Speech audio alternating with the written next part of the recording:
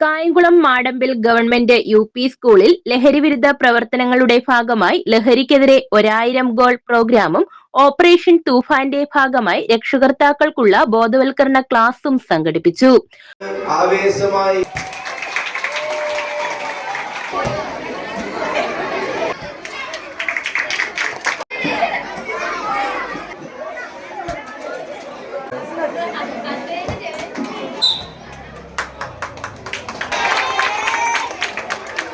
Kurathikad police inspector BMS ക്ലാസിന് നേതൃത്വം നൽകി.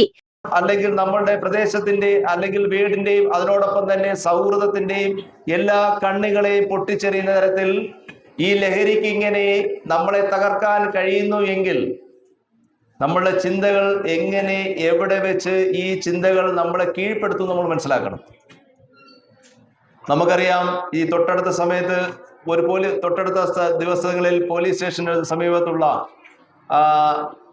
ഒരു പ്രദേശത്ത് 2 ചാക്കോളം ഈ ഹൻസിന്റെയും കൂളിന്റെയും ഉള്ള കച്ചവടം ചെയ്യുന്ന അന്യസംസ്ഥാന തൊഴിലാളിയെ പിടികൂടി. അയാൾ ഇപ്പോൾ ജയിലിലാണ്.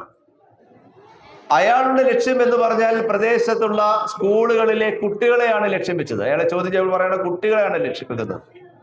കുട്ടികളെ ലക്ഷ്യം വെക്കുക എന്ന് പറഞ്ഞാൽ നമ്മൾ പേരൻസിനെ സംബന്ധിച്ച് പറഞ്ഞാൽ നമ്മൾ രാവിലെ കുട്ടികളെ സ്കൂളിലേക്ക് വിടുന്നു, വൈകുന്നേരം വരെ സ്കൂളിൽ ഇരിക്കുന്നു, അല്ലെങ്കിൽ ടീച്ചേഴ്സ് പഠിപ്പിക്കുന്നു, തിരിച്ച് വീട്ടിലേക്ക് വിടുന്നു.